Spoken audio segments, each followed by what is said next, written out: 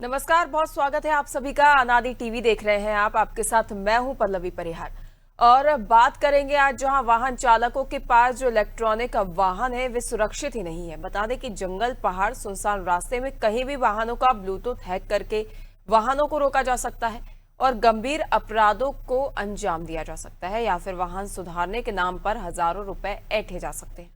ये नया तरह का साइबर फ्रॉड है जिसका पता अभी एक हफ्ते पहले ही चला है।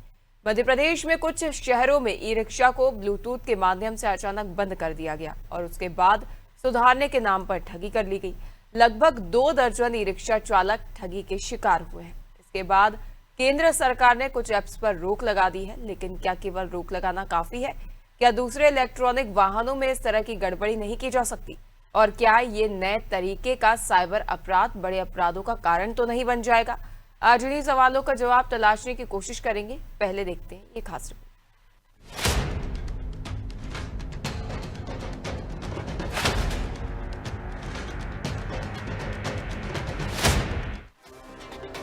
देश के कई हिस्सों में ऐसे मामले सामने आने के बाद केंद्र सरकार ने सख्त कदम उठाए हैं, जिनमें कुछ मोबाइल ऐप्स की मदद से चलते हुए ई रिक्शा को बीच सड़क पर ही रोक दिया जाता था। सुरक्षा एजेंसियों और इलेक्ट्रॉनिक्स एवं सूचना प्रौद्योगिकी मंत्रालय ने इस गंभीर साइबर खतरे का संज्ञान लेते हुए बैट BMS, लॉसिगी और एपॉक आयन जैसे ऐप्स को गूगल प्ले स्टोर और एप्पल ऐप स्टोर से हटाने के निर्देश दिए हैं। जांच में सामने आया कि कुछ ई रिक्शा में लगी लिथियम आयन बैटरियों के बैटरी मैनेजमेंट सिस्टम यानी BMS में ब्लूटूथ सुरक्षा पर्याप्त मजबूत नहीं थी। इसी कमजोरी का फायदा उठाकर शरारती तत्व या साइबर जालसाज इन ऐप्स के माध्यम से ब्लूटूथ के जरिए बैटरी से कनेक्ट हो जाते थे। इसके बाद वे बैटरी की पावर सप्लाई बंद कर देते थे, जिससे चलते हुए ई रिक्शा अचानक रुक जाता था। इस तकनीकी खामी का इस्तेमाल केवल शरारत तक सीमित नहीं था। कई मामलों में जालसाज खुद को मैकेनिक बताकर मौके पर पहुंचते थे और ई रिक्शा दोबारा चालू करने के नाम पर चालकों से पैसे वसूलते थे।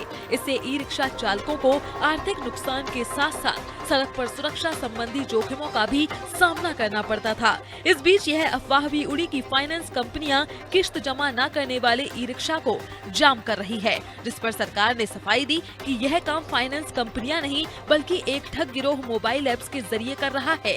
पिछले 4-5 दिनों में उज्जैन में आधा दर्जन से अधिक ई रिक्शा चलते चलते अचानक बंद हो गए। हर बार एक युवक मौके पर पहुंचकर खुद को मैकेनिक बताता 300 रुपए लेकर कुछ ही मिनटों में वाहन चालू कर देता था। पुलिस ने उज्जैन और अन्य जगहों पर इस तरह ब्लूटूथ से रिक्शा जाम करने वाले अपराधियों को गिरफ्तार किया है। बढ़ती शिकायतों के बाद इलेक्ट्रॉनिक्स एवं सूचना प्रौद्योगिकी मंत्रालय ने संबंधित ऐप्स को डिजिटल प्लेटफॉर्म से हटाने का निर्णय लिया है। सरकार का मानना है कि इस तरह के ऐप्स का दुरुपयोग सार्वजनिक सुरक्षा और साइबर सुरक्षा दोनों के लिए गंभीर खतरा है। विशेषज्ञों के अनुसार किसी भी वाहन के इलेक्ट्रॉनिक सिस्टम में अनाधिकृत रूप से प्रवेश कर उसे नियंत्रित करना एक गंभीर साइबर अपराध है। ऐसे मामलों में दोषी पाए जाने पर 3 वर्ष तक की कैद और 5 लाख रुपए तक का जुर्माना लगाया जा सकता है। सरकार ने ई रिक्शा निर्माताओं से भी बैटरी प्रबंधन प्रणाली की सुरक्षा मजबूत करने और ब्लूटूथ सुरक्षा मानकों को बेहतर बनाने की आवश्यकता पर जोर दिया है, ताकि भविष्य में इस तरह की घटनाओं पर प्रभावी रोक लगाई जा सके। डेस्क रिपोर्ट, अनादि टीवी।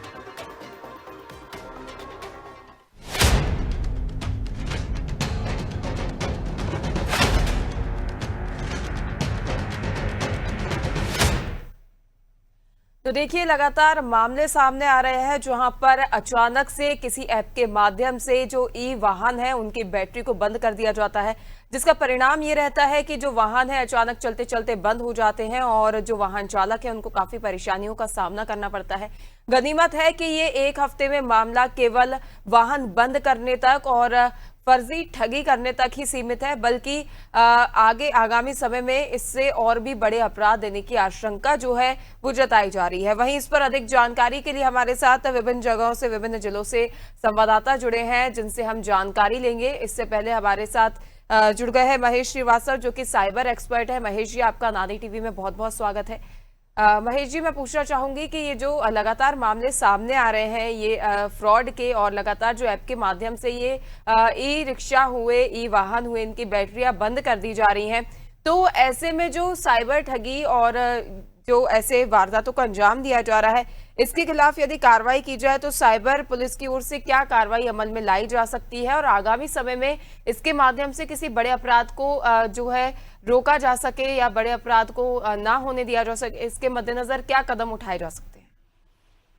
ठीक है, जनरली कि सिर्फ बैटरी मैनेजमेंट सॉफ्टवेयर है, कोई बहुत बड़ी हैकिंग नहीं हुई है। लोग इसको प्रमोट भी ज्यादा करने की बहुत बड़ा अटैक है।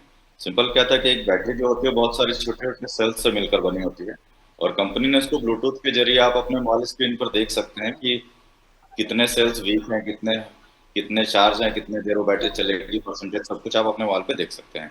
अब ये ओपन था और इसमें आप सिंपल एक पासवर्ड लगा सकते थे।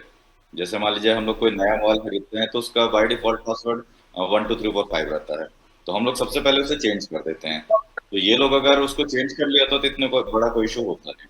और बाकी ये जो ठगी वाले लोग हैं वो बंद कर करके, कुछ लोग थे अपने यूट्यूब चैनल के लिए प्रमोशन कर रहे थे कि देखो मैं यहाँ से ऑफ कर दूंगा, तो व्यूज के लिए काफी लोगों ने ये वीडियो बनाया है। कुछ लोग ट्रैफिक जाम करके उनको अच्छा लग रहा था तो उन्होंने ट्रैफिक जाम करवा दिया, कई जगह उन्होंने ई रिक्शा रोक दिए, तो ऐसा चल रहा है।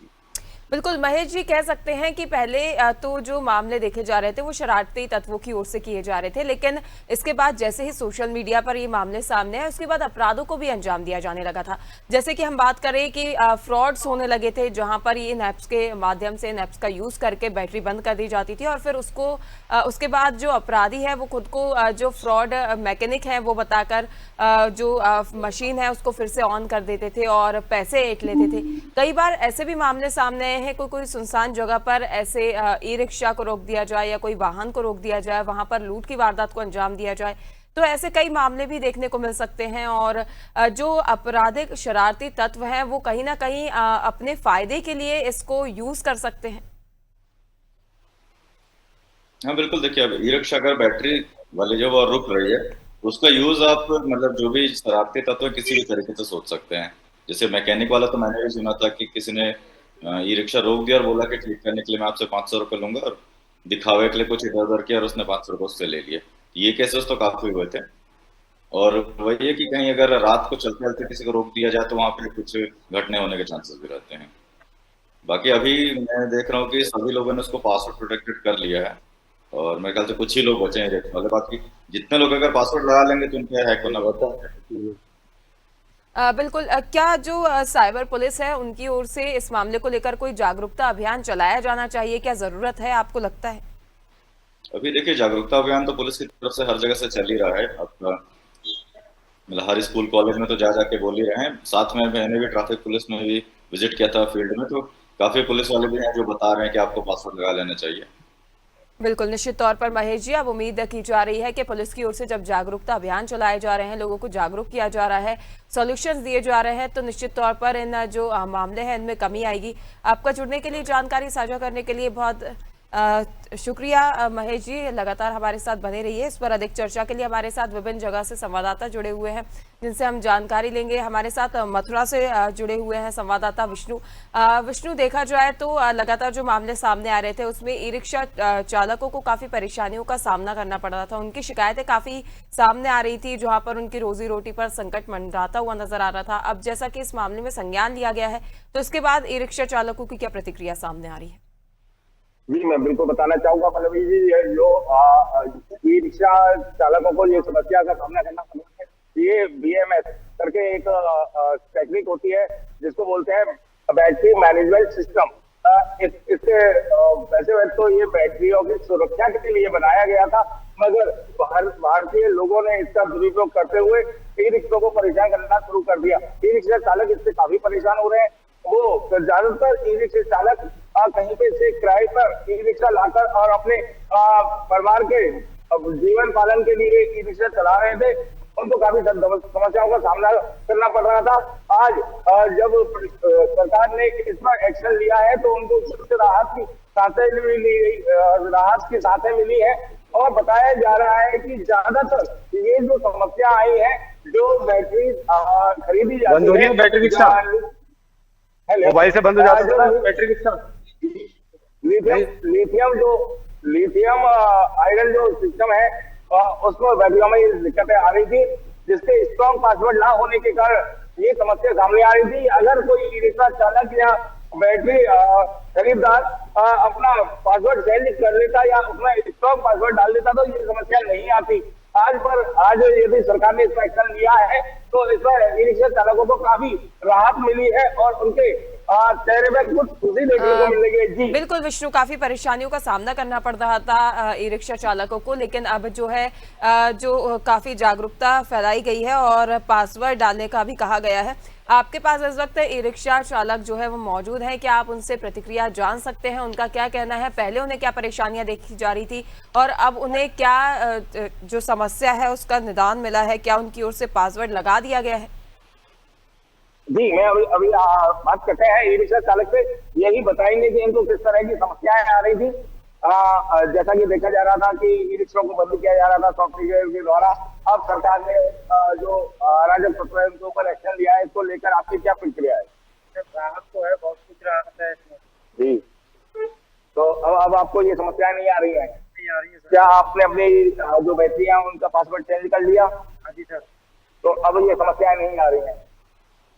जी अभी ई रिक्शा चालक से हमने बात की मैम, तो उन्होंने बताया कि जो उनको सामने समस्या आ रही थी, जो बैटरी को डिस्चार्ज करने वाली समस्या थी वो इससे उनको निजात मिल चुकी है और इन्होंने अपना पासवर्ड चेंज कर लिया है और गवर्नमेंट का जो फैसला हुआ है उस पर कड़ी कार्रवाई को लेकर इनके चेहरे पे भी काफी मुस्कुराहट है और बहुत अच्छी खुशी का लहर यहाँ देखने को मिल रही है। जी बिल्कुल विष्णु, और कहीं ना कहीं बिल्कुल कम समय में जो है इसका निराकरण किया गया है, जिससे वाहन चालकों को काफी निदान मिला है। वहीं इस पर अधिक जानकारी के लिए दिल्ली से हमारे साथ आलोक जुड़ गए हैं।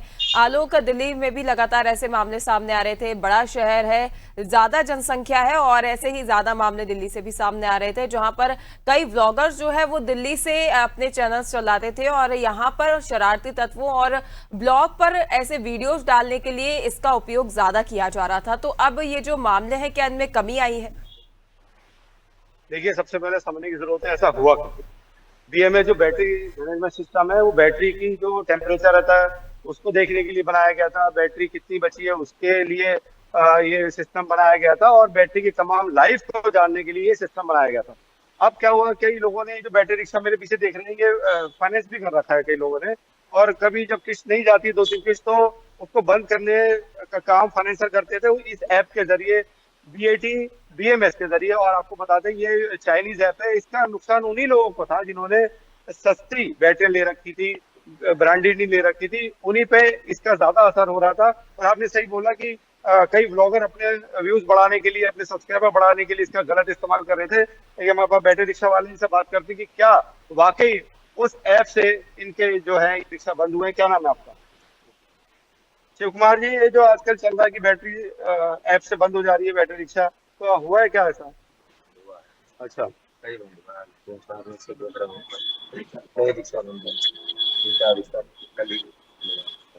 तो इसके पासवर्ड वगैरह बदलो ना।